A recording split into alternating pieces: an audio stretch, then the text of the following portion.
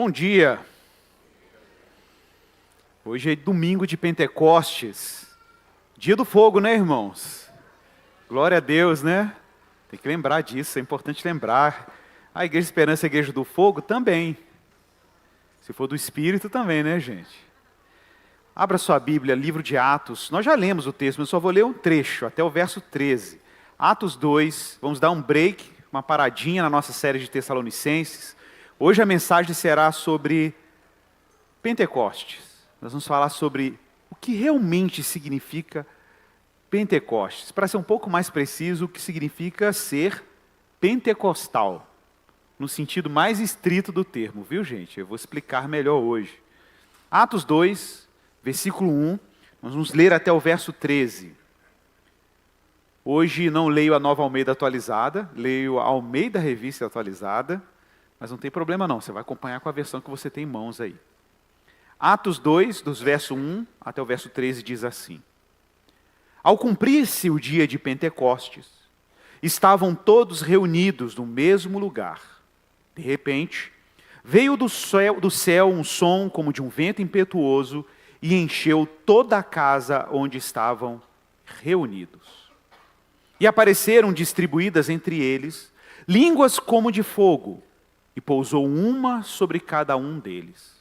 Todos ficaram cheios do Espírito Santo e passaram a falar em outras línguas, segundo o Espírito lhes concedia que falassem. Ora, estavam habitando em Jerusalém judeus, homens piedosos, vindos de todas as nações debaixo do céu. Quando, pois, se fez ouvir aquela voz, afluiu a multidão que se possuiu de perplexidade, porquanto cada um os ouvia falar na sua própria língua. Estavam, pois, atônitos e se admiravam, dizendo: Vede, não são porventura galileus todos esses que aqui estão falando? E como os ouvimos falar, cada um em nossa própria língua materna? Somos partos, medos, elamitas e os naturais da Mesopotâmia, Judeia, Capadócia, Ponto e Ásia, da Frígia, da Panfilha, do Egito e das regiões da Líbia, nas imediações de Cirene, e romanos que aqui residem. Tanto judeus como prosélitos, cretenses e arábios, como os ouvimos falar em nossas próprias línguas as grandezas de Deus. Todos, atônitos e perplexos, interpelavam uns aos outros: que quer isto dizer? Outros, porém, zombando, diziam: estão embriagados. Vamos orar. Senhor, nós precisamos da Tua ajuda agora para comunicar a Tua palavra. A Tua palavra é espiritual e coisas espirituais precisam ser discernidas espiritualmente. Não é possível comunicar a Tua palavra santa e ela cumprir a sua função se o fizermos aqui, ó Pai, enganados ou autoafeiçoados, achando que temos qualquer condições ou condição em nós mesmos de comunicá-la. Ao contrário, Senhor, o ofício da Tua palavra pregada na igreja, através das Escrituras, exige poder do Teu Espírito. Nós precisamos do Teu Espírito para ensinar a Tua palavra com responsabilidade e temor do Senhor. Peço que o Senhor tenha misericórdia de mim, misericórdia dos meus irmãos que escutam a Tua palavra, e que possamos ministrá-la com coragem, mas em total dependência da Tua graça. Nos ajude, Senhor, a comunicá-la com graça e responsabilidade, mas também em fidelidade e lealdade ao que o Senhor nos entregou como Escritura Sagrada. Fala conosco, Senhor, fala como que por profecia, encorajando, redimindo, salvando, encorajando a fé, colocando, ó Pai, no coração incrédulo e árido, confiança no Evangelho, confiança em Cristo Jesus. Dependemos de Ti, Senhor. É a nossa oração em nome de Jesus. Amém. Atos capítulo 2 é um texto conhecido, pois narra os eventos desse dia que nós celebramos hoje, ou rememoramos hoje, o dia de Pentecostes.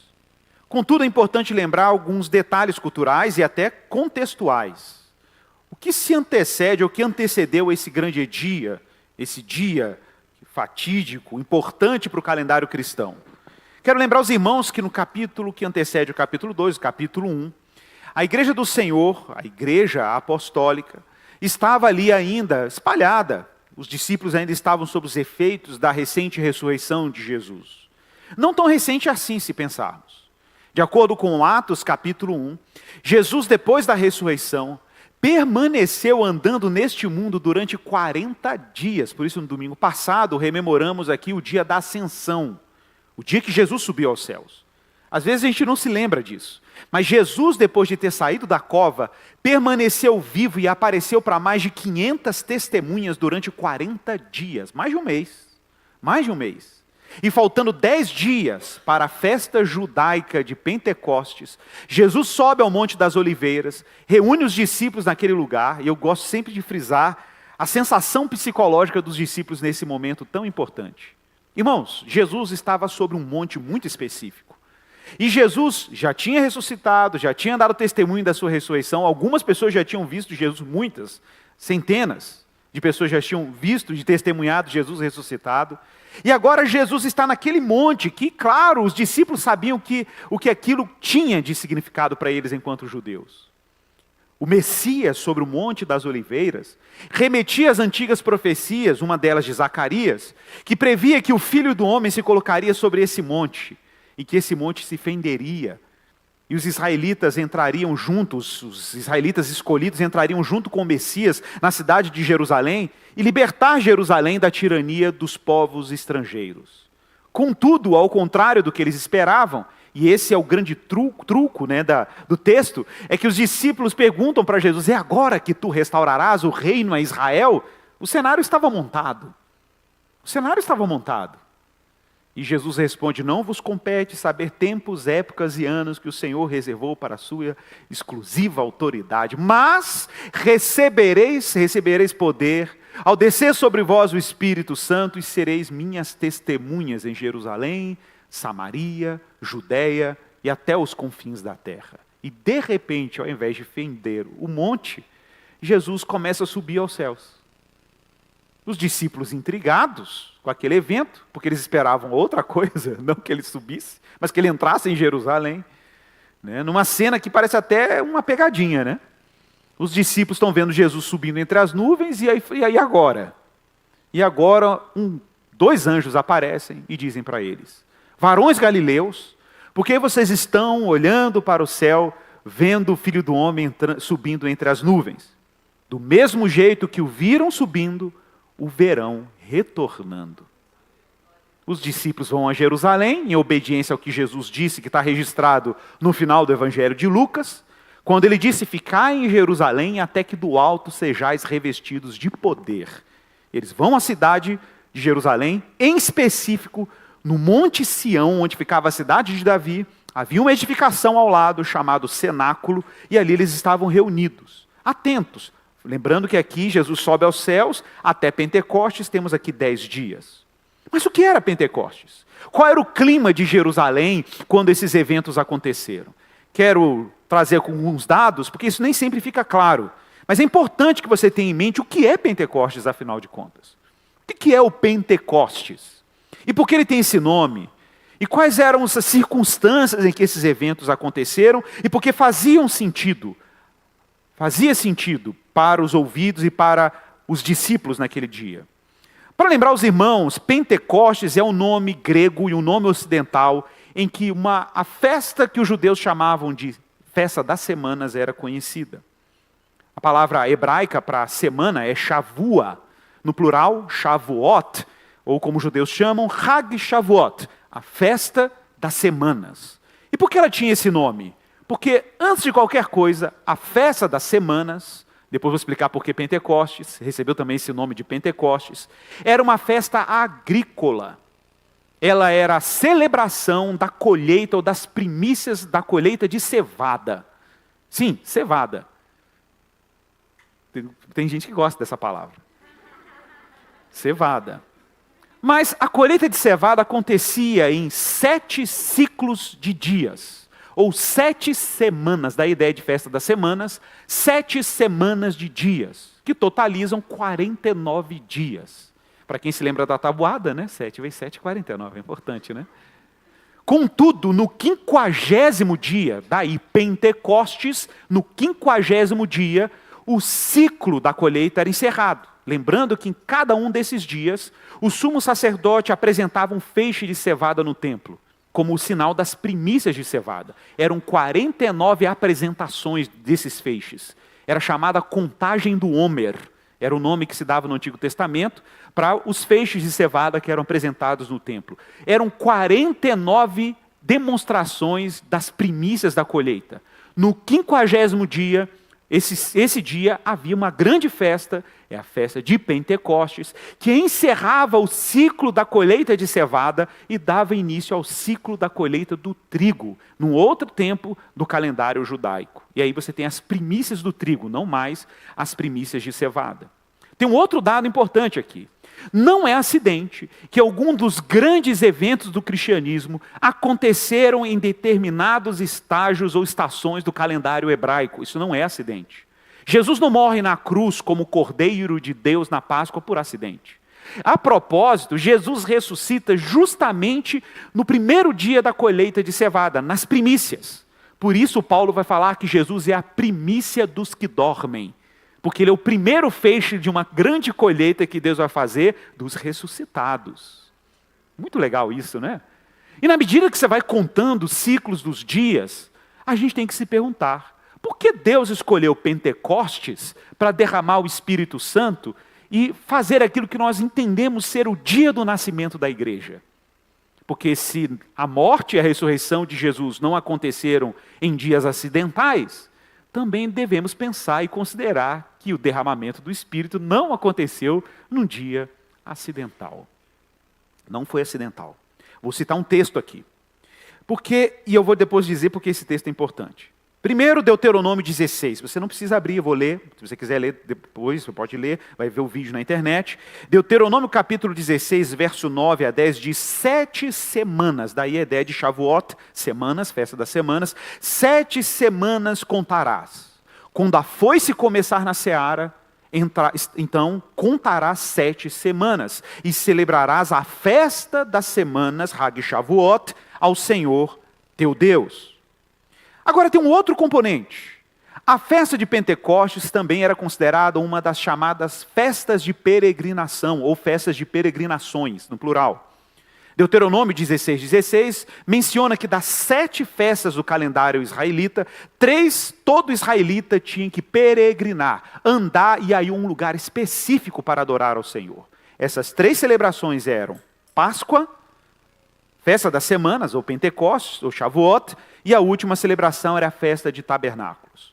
Essas eram as únicas celebrações em que era exigido que o israelita fosse ao lugar que o Senhor havia de escolher, porque Deuteronômio, quando foi escrito, não estava claro para os israelitas que o lugar escolhido seria o Monte Moriá, em Jerusalém. Agora, claro, não era todo israelita que dava conta de ir todos os anos nas 3 celebrações. Isso não era fácil, não era barato. Lembrando que a maioria dos judeus, na época dos apóstolos, não viviam em Israel. Isso é um outro dado cultural importante. A maioria esmagadora dos judeus viviam na diáspora, fora do território de Israel. Ou na Pérsia, ou na Babilônia, ou viviam ali na Ásia Menor, na Capadócia, na Grécia, e havia até testemunhos de relatos de comunidade judaica, por exemplo, em Portugal e Espanha. Eram chamados Farad, ou Tarsis, como era conhecida a Península Ibérica no mundo antigo.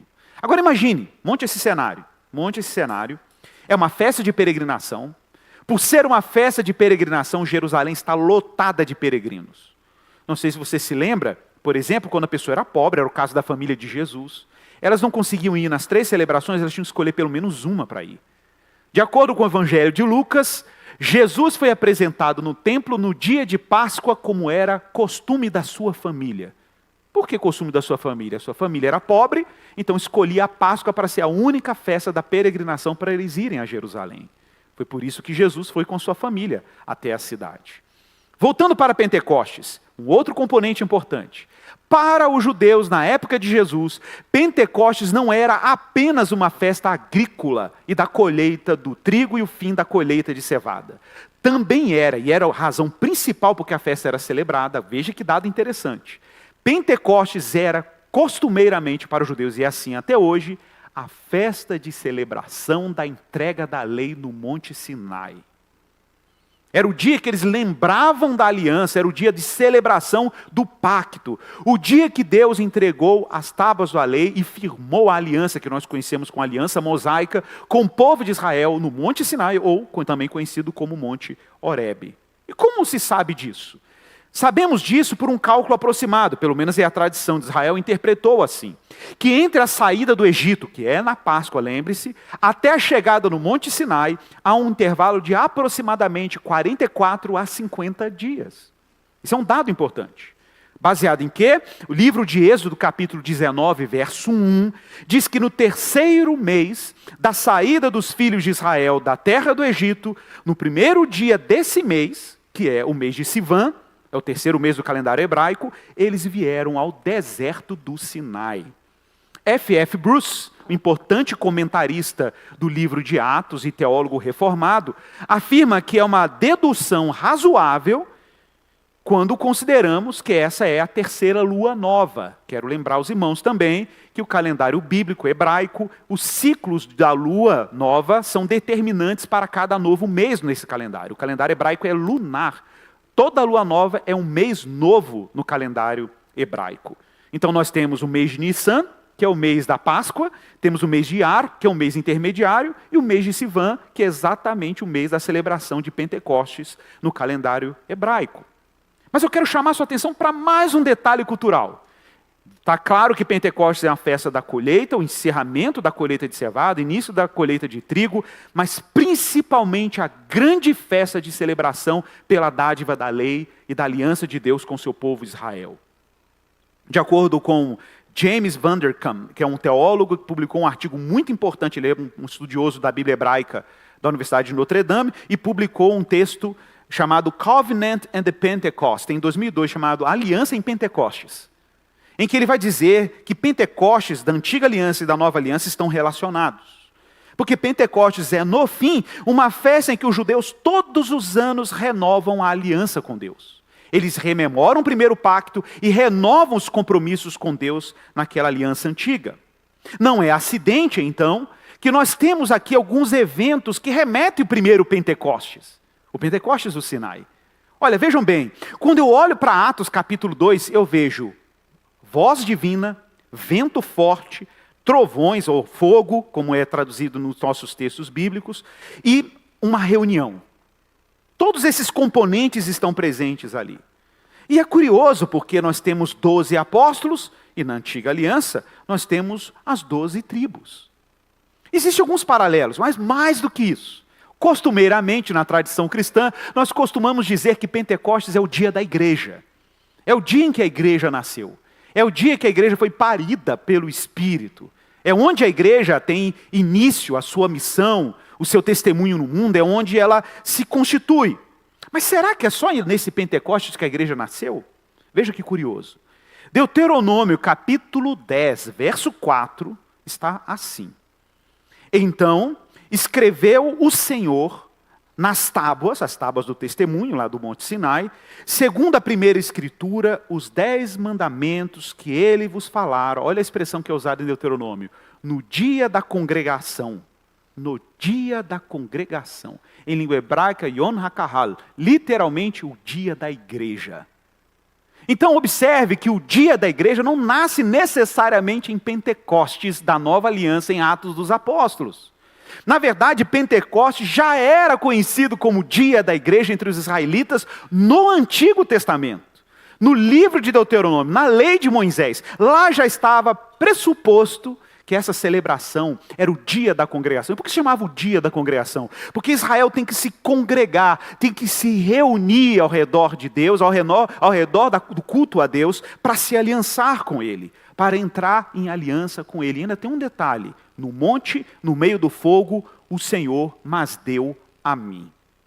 Bom, voltando para o livro de Atos aí, capítulo 2, nos versos 2 e 3, o texto diz que de repente, enquanto os discípulos estavam reunidos no dia de Pentecostes, que agora você tem um pano de fundo, Você agora tem um pano de fundo do que estava acontecendo, a cidade lotada de peregrinos, o povo judeu celebrando a dádiva da lei, lembrando da aliança do Antigo Testamento, o dia da congregação no Monte Sinai, está claro? As primícias da cevada, as primícias de trigo, uma festa da colheita. Esse cenário está montado e, de repente, no lugar que eles estavam reunidos, 10 dias depois de Cristo ter subido aos céus, ouviu-se do céu o som de um vento impetuoso que encheu a casa, encheu o cenáculo onde eles estavam assentados. E apareceram distribuídas entre eles línguas como de fogo, e pousou uma sobre cada um deles. A palavra para vento, em língua grega, pneuma, é a mesma palavra grega usada para espírito. Não sei se você sabe, a palavra hebraica e grega para espírito é a mesma que é usada para vento, sopro, fôlego, é a mesma expressão. Em hebraico, ruach, em grego, pneuma. Curioso isso. Curioso que também o texto diz que há presença de fogo e línguas nessa grande celebração. Fogo e línguas. Isso também remete à aliança de Deus com os israelitas no primeiro Pentecostes, no antigo Pentecostes do Sinai. De acordo com o Êxodo 19:16, ao amanhecer do terceiro dia houve trovões, quando Deus entregou a lei. Não sei se você sabe também, mas na língua original a palavra que está traduzida como trovões, em hebraico é kolot. Kolot é literalmente vozes. Do mesmo jeito que vozes, palavras e línguas são escutadas no Pentecostes da Nova Aliança, no Pentecostes da Antiga Aliança isso também estava presente. Relâmpagos, nuvem, um forte sopro de trombeta, de maneira que todo o povo que estava no arraial se estremeceu diante da voz do Senhor. Mas o texto que eu acho mais intrigante, esse vale a pena você abrir. Deuteronômio 4:10, deixa o dedinho em Atos. Deuteronômio 4:10, esse vale a pena a gente ler junto. Veja que interessante.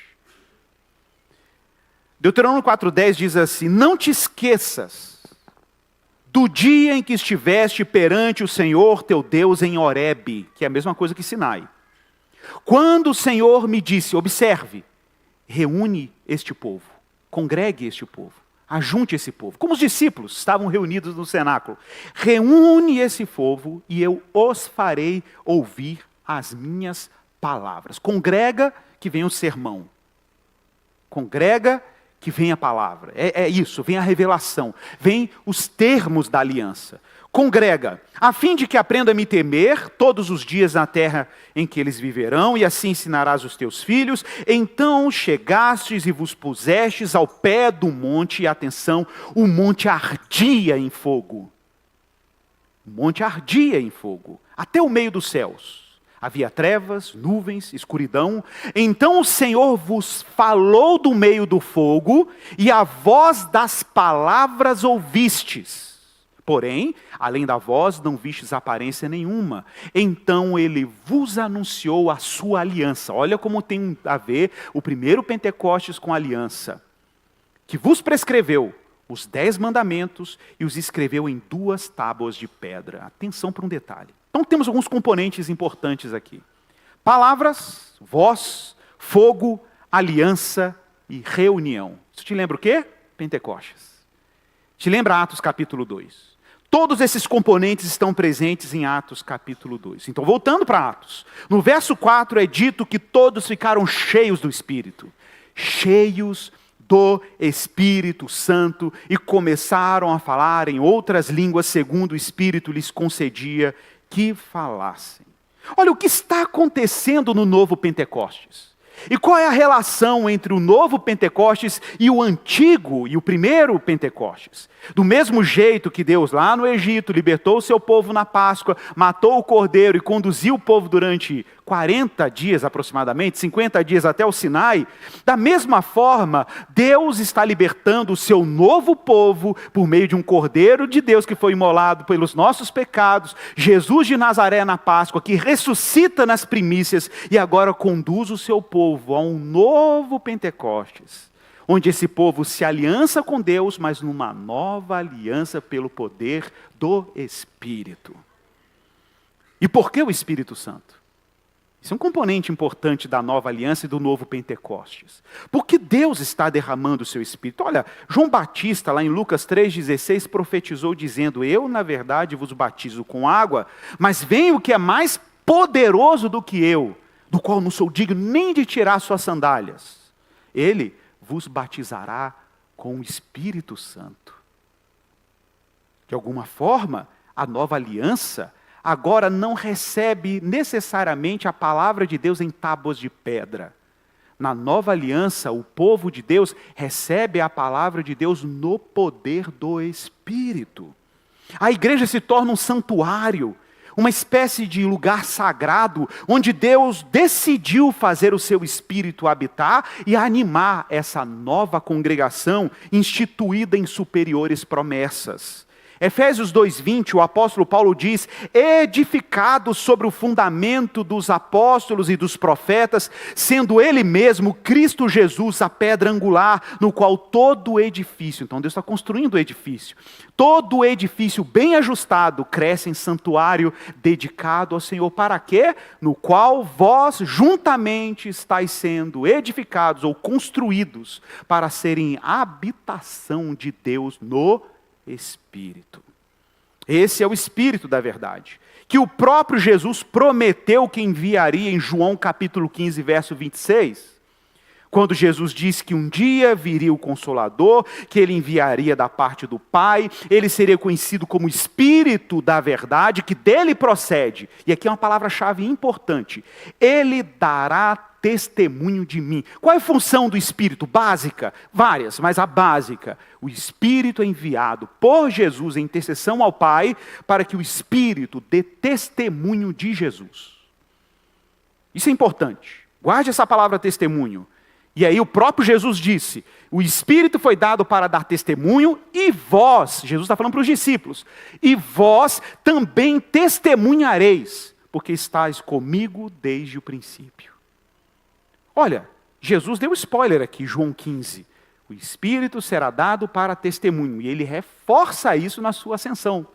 Quando disse: recebereis poder ao descer sobre vós o Espírito, e sereis o quê? Minhas testemunhas.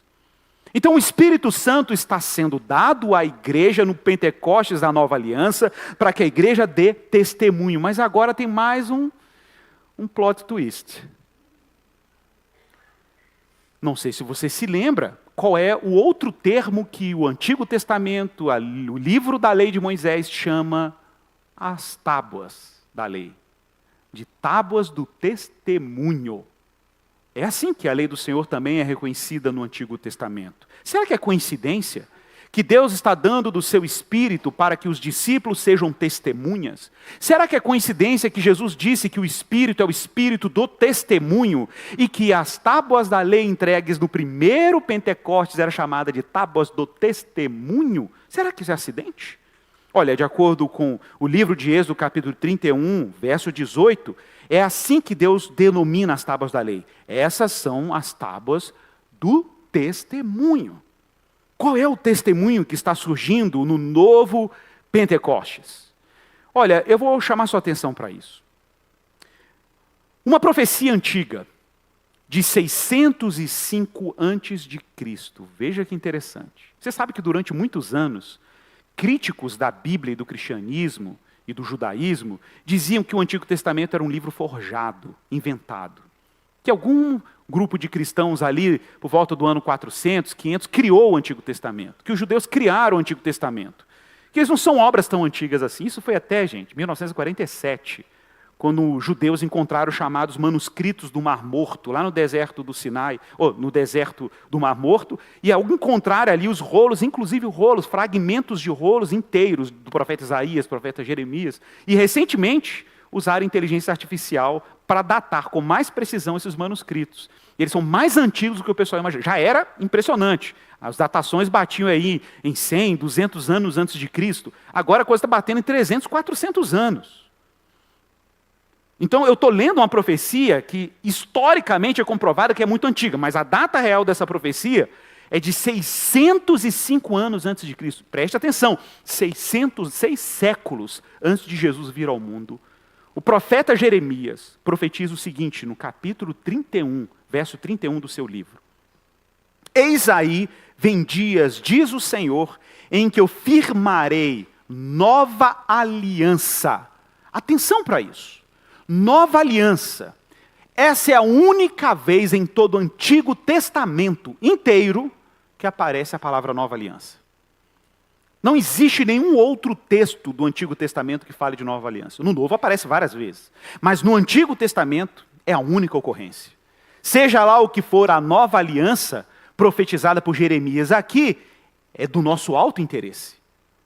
Porque de alguma forma o que está escrito aqui como nova aliança tem a ver com o novo Pentecostes. Lembre-se, o Pentecostes antigo era a festa da antiga aliança, da aliança mosaica, da aliança de Deus com o povo de Israel. Então o que Deus está fazendo no novo Pentecostes? Uma nova aliança. Mas o que essa nova aliança faz em cada um que está sendo contagiado por esse pacto, ou que está sendo introduzido e reunido nessa aliança? É aí que está o ponto crítico da profecia de Jeremias. Repito, 31 de Jeremias. Eis que vem dias, diz o Senhor, em que eu farei uma nova aliança com a casa de Israel, com a casa de Judá. E o verso 33. Porque esta é a aliança. Como que ela é? Como ela será? Esta é a aliança que firmarei com eles depois daqueles dias, diz o Senhor. Na mente lhes imprimirei as minhas leis, também no coração lhes inscreverei, eu serei o seu Deus, e eles serão o meu povo. Que milagre é esse da nova aliança? O que mudou na nova aliança? Talvez você diga assim, mas não mudou alguma coisa? Ela não é nova? Ela é nova, mas não é absolutamente uma inovação. A aliança é nova, mas não é uma inovação. Por que não é uma inovação absoluta, total? Porque existem componentes da antiga aliança que estão presentes na nova. Mas a nova aliança introduz algo absolutamente novo quando comparado com a antiga aliança. Parece um paradoxo, mas é perfeitamente compatível com a narrativa bíblica. Quais são os componentes? É que a nova aliança não é sem lei. A nova aliança não é sem a palavra. O novo Pentecostes não é sem congregação. O novo Pentecostes não é sem fogo, sem espírito, sem palavra. Está tudo lá. Mas o que muda na nova aliança? Esse é o ponto crítico. O que muda na nova aliança é que Deus está agora ativamente não escrevendo a sua palavra em tábuas de pedra. Deus está escolhendo cada cristão como uma arca da aliança, onde Ele escreve a sua lei e a sua palavra na mente e nos corações. Pelo poder do Espírito, Deus está comprometido a depositar, escrever a sua palavra na sua imaginação e nas suas afeições. Isso é milagroso demais. É milagroso demais quando, de repente, o povo de Israel da antiga aliança olhava para os termos do pacto em tábuas de pedra fora deles. Aquilo ali é a palavra que eu tenho que cumprir. Qual é o grande milagre de Pentecostes? Para ser mais preciso, sabe o que é ser pentecostal de verdade? Não é ter o chu, o reteté. Ser pentecostal de verdade é ter a palavra de Deus escrita e animada em nossos corações pelo poder do Espírito. É aí que o Espírito acontece, é aí que o Pentecostes acontece. É quando Deus imprime a sua lei na nossa mente e no nosso coração. Mas tem um outro detalhe. Aí vou ter que ir para outra profecia, um pouco mais recente, não tanto. 140 anos mais nova só. 540 antes de Cristo. Profeta Ezequiel, na Babilônia, profetizando. O profeta Ezequiel prevê que não basta a aliança nova, que implica em Deus escrever a lei na mente e no coração. Ezequiel prevê que Deus vai ter que mudar o coração. Por que Deus escreveu as palavras da lei em tábuas de pedra? Porque era assim que era o coração humano. O coração humano é uma grande tábua de pedra. O coração humano é rígido como aquela rocha. Deus teve que ir lá e forçar uma rocha para escrever a palavra dele, porque rígido assim é o homem, rígido assim é o coração humano. Então o que Deus tem que fazer? Um milagre. Deus tem que fazer um milagre. Para eu ser cristão, tem que acontecer um milagre. Para você ser um cristão, um discípulo, um membro da nova aliança, um milagre tem que acontecer. Qual o milagre? Deus tem que transformar o coração. Olhe a profecia de Ezequiel. Capítulo 36, verso 24. tomar-vos-ei de entre as nações. Que interessante, tomar-vos-ei de entre as nações. Não é exatamente isso que aconteceu lá em Pentecostes? Tem judeus de todas as nações na cidade. Judeus de todos os povos reunidos na cidade para celebrar a dádiva da lei no Monte Sinai. O cenário é muito parecido. E vos trarei para a vossa terra. Exatamente. Era uma festa de peregrinação, viajavam da diáspora, iam para a terra de Israel, para Jerusalém, para celebrar Pentecostes. E aí o verso 25 diz, então aspergirei água pura sobre vós, e ficareis purificados de todas as vossas imundícias, de todos os vossos ídolos, vos purificarei. É claro que a gente pode olhar para isso, fazer uma leitura literal do Israel étnico, mas vai além. A profecia aponta para uma grande reunião divina, aponta para uma grande congregação de povos, línguas e nações, de gente sendo retirada dos povos e sendo congregada no poder do Espírito, numa nova aliança, que implica numa transformação radical, que é o que está no verso 26. Dar-vos-ei, olha o milagre, dar-vos-ei um coração novo. Porei dentro de vós um espírito novo. Tirarei de vós o coração de pedra, vos darei um coração de carne, porei dentro de vós o meu espírito. E olha que transformação mais maravilhosa. E eu, o Senhor, farei com que andeis dos meus estatutos, guardeis os meus juízos e os observeis. O que mudou? O que mudou é que agora o Espírito é o agente primário da obediência no coração dos aliançados. Deus se encarrega pessoal e espiritualmente de discipular o coração obstinado humano a desejar os mandamentos de Deus. Não é que a nova aliança é sem lei. Eu já vi muita gente dizendo assim, entendi, a antiga aliança era a lei, a nova aliança é a graça. Não, meus irmãos. A lei, a palavra, a aliança, os termos do pacto estão presentes no Antigo e no Novo Testamento. O que muda não é a lei de Deus, o que muda é o homem. O que muda é o homem. O que muda é o coração humano. O que muda é a capacidade que o coração humano tem agora, no poder do Espírito, de não só obedecer, mas desejar obedecer, querer obedecer.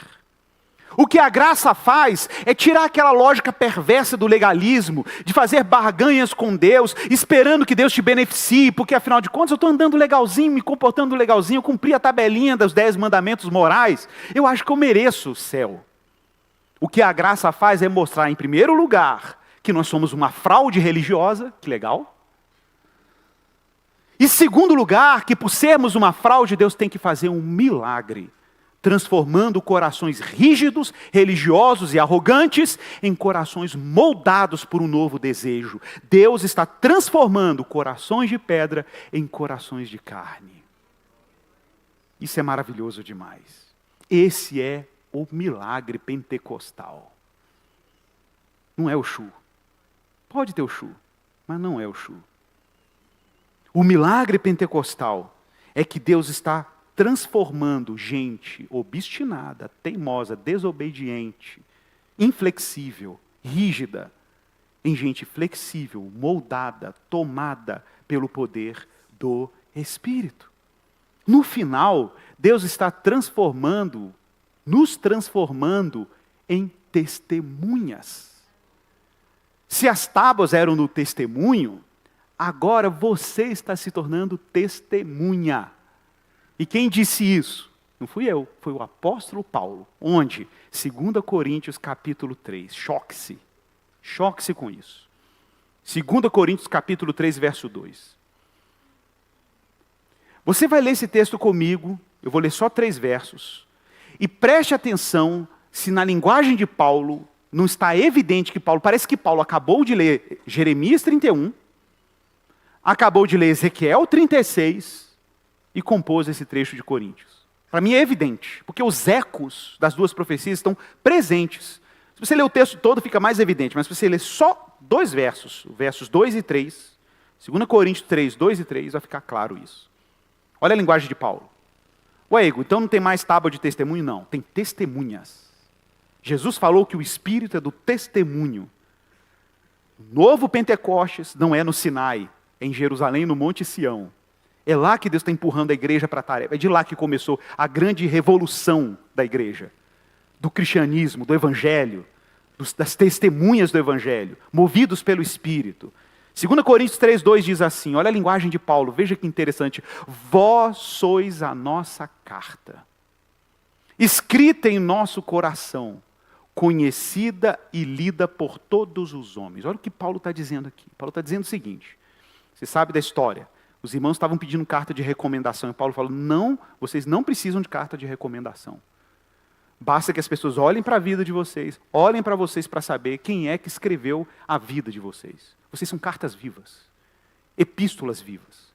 Paulo está dizendo então que cada cristão transformado pelo Evangelho e pelo poder do Espírito se torna em vida testemunhas do Evangelho. Testemunhas públicas, cartas públicas para serem lidas por todos os homens. É isso que o Espírito está fazendo. Verso 3, veja o detalhe. E estando agora, manifestos como carta de Cristo, produzida pelo nosso ministério, e aí o detalhe, escrita não com tinta, meu irmão. A sua história não está sendo escrita com tinta, o seu testemunho não está sendo escrito com tinta, não com tinta, mas pelo Espírito do Deus vivente, não em tábuas de pedra. Aí, ó. A cabeça de Paulo está onde? Está lá em Êxodo, está lá em Deuteronômio, está lá em Jeremias, está lá em Ezequiel. Não em tábuas de pedra, mas em tábuas de carne, isto é, nos corações. Essa que é a obra pentecostal do Espírito. É que Deus se compromete a escrever o testemunho na vida de cada cristão cheio do Espírito. Irmãos, por isso não é opcional que existam cristãos sem o Espírito Santo. Talvez essa seja a parte mais crítica de ser cristão. É que ser cristão implica necessariamente que algo que não é terreno, algo que não é natural, algo que não é humano, aconteça em nós. Não existe qualquer possibilidade de você olhar para o cristianismo e achar que o cristianismo é uma religião formal, uma religião de procedimentos. Existe um monte de religiões com procedimentos na história da humanidade, inúmeras. Se você meditar assim, se você fizer tantos jejuns, se você peregrinar tantas vezes a Meca, tem o que mais tem. Se você oferecer tantos despachos, tantas oferendas, o que mais tem são religiões performáticas. Existem, inclusive, algumas versões de cristianismo, que são subcristãs, que também vão exigir performance. Você dá o dízimo, dá a oferta, se você não der, olha, o devorador vai te pegar. Tem aí também. Se você não for na corrente, se não for na campanha, né? Se você não seguir certos procedimentos, se você não afirmar o poder, se você não profetizar, tem um monte de e se, que ofusca o poder do Evangelho. Lembrando que o Evangelho não é necessariamente, ou não começa por aquilo que você faz. O Evangelho começa por aquilo que Cristo fez e o que Ele continua fazendo no poder do Espírito em cada cristão. É a diferença do cristianismo para qualquer outra religião. É que o ser cristão exige um milagre que você não tem controle. Exige que o próprio Deus assuma de forma intencional escrever a sua história, te fazer uma carta viva. Quando as pessoas olharem para você, elas vão dizer, cara, isso não foi uma conquista pessoal. Não é. Ser cristão não é uma conquista pessoal. É uma conquista do próprio Cristo. Quando nós entrarmos na eternidade, quem será glorificado e aplaudido pelo que você é? Adivinhe, o próprio Cristo. Sabe por quê? Não sei se você lembra. É a colheita. É a grande colheita. Jesus, a primícia dos que dormem. Depois nós, os que ficarmos vivos. Jesus está colhendo a ceifa. Jesus está fazendo a ceifa. Jesus está colhendo os feixes de trigo.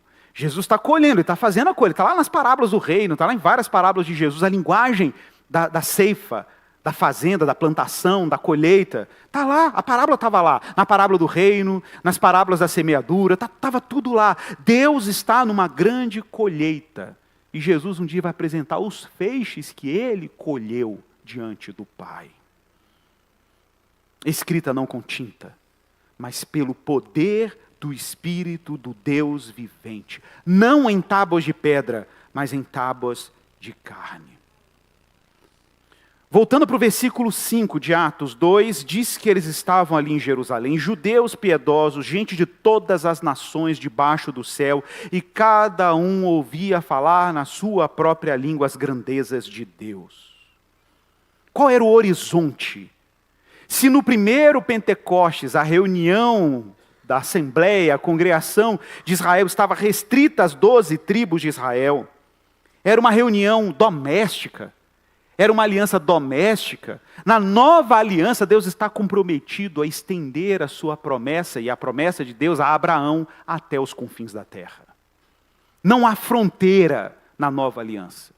Não há fronteira étnica, não há fronteira de cor de pele, não há fronteira de idiomas, não há fronteiras culturais, antropológicas, não há fronteiras socioeconômicas, não há fronteira. Por isso que a igreja é um lugar perturbador.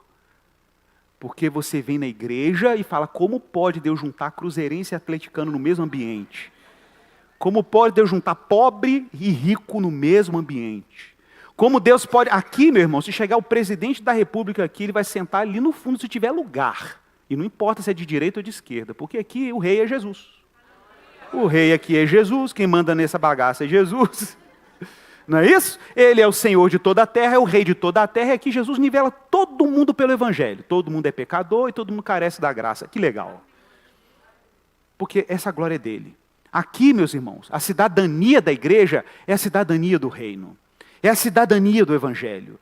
É aqui que o evangelho ofende e salva. Ofende e salva.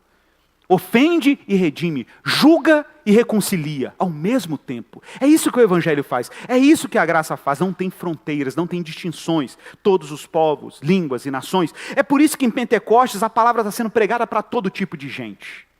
Deus está rompendo com o nacionalismo de Israel e trazendo a promessa abraâmica que por meio dele, da sua semente, seriam abençoadas todas as famílias da terra. Irmãos, por isso que evangelizar é tão excitante. Por isso que proclamar o evangelho é ver em primeira mão, escute isso, gente, por que é tão bom esse negócio?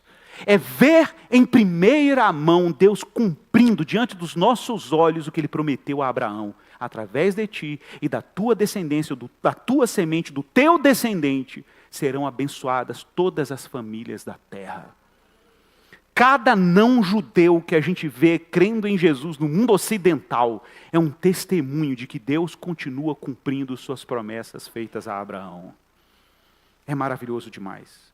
Foi por isso que Isaías 49, profecia de 720 a.C., o Senhor disse sobre o Messias, para mim, o profeta está falando em nome de Deus sobre o Messias, para mim é o pouco seres meu servo para restaurares as tribos de Jacó, e tornares a trazer os remanescentes de Israel. Para mim é pouco. Também te dei como luz para as nações, para seres a minha salvação até a extremidade da terra.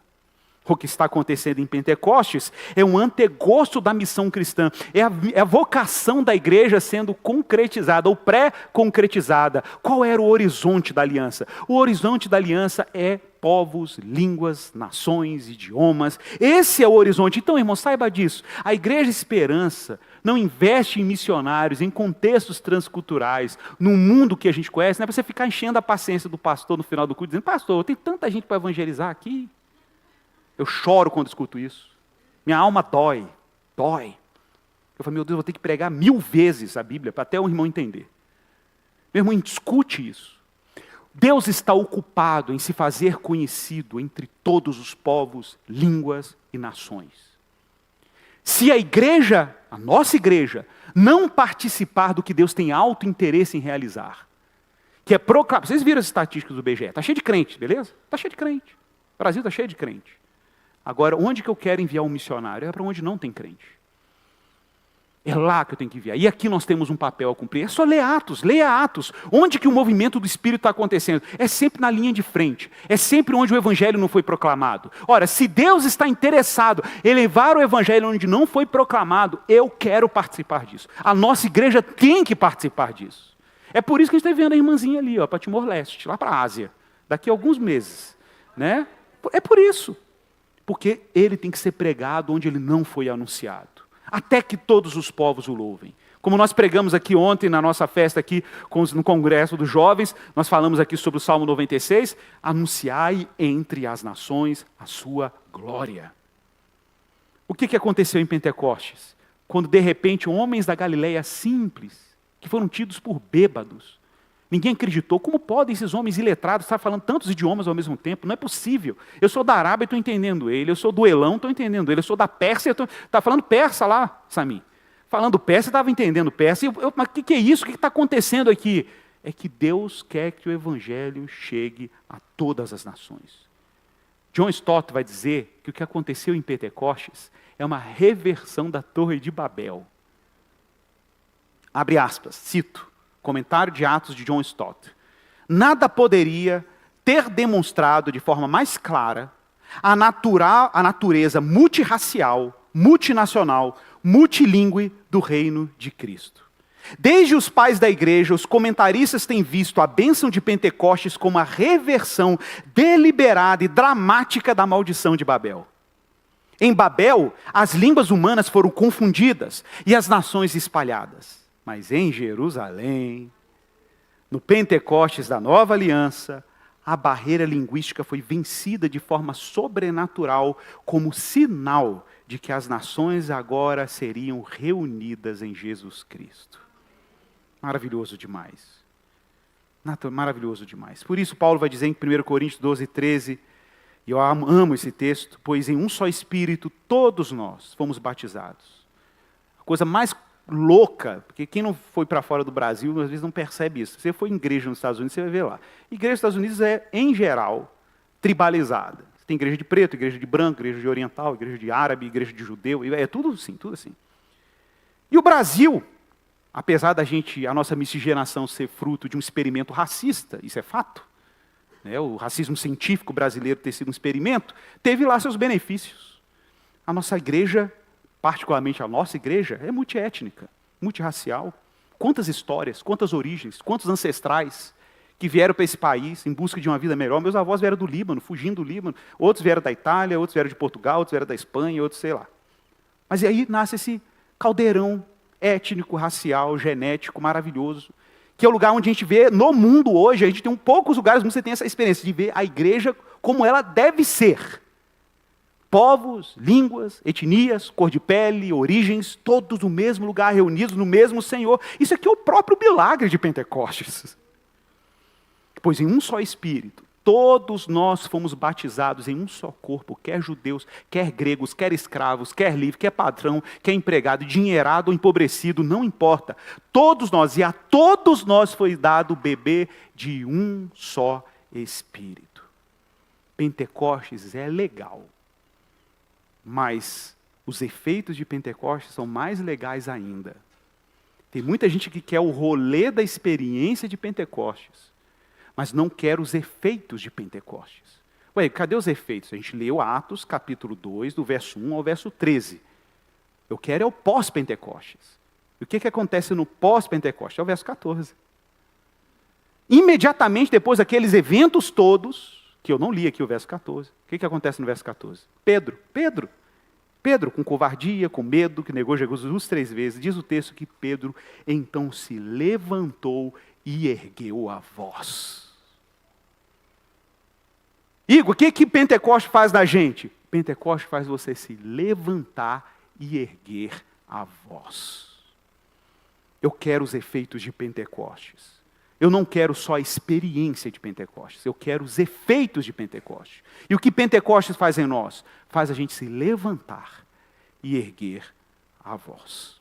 Vamos orar. Pai, sob dependência do Teu Espírito, a igreja batizada em nome do Pai, do Filho e do Espírito Santo, reunida ao redor de Jesus, precisa ser encorajada, animada e destemida no poder do Espírito Santo.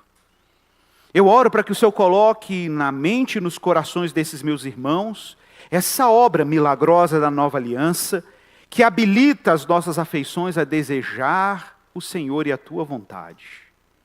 Eu oro para que o Senhor escreva na vida de cada irmão e transforme cada irmão e irmã aqui reunidos em cartas vivas, que se tornem testemunhas criativas, inteligentes, íntegras, cheias da palavra de Deus, testemunhas do Cristo ressuscitado. Oro para que o Senhor anime suas vidas e enche os seus corações e seus lábios do anúncio e que fiquem de pé como Pedro e ergam as suas vozes como um testemunho da proclamação do Evangelho.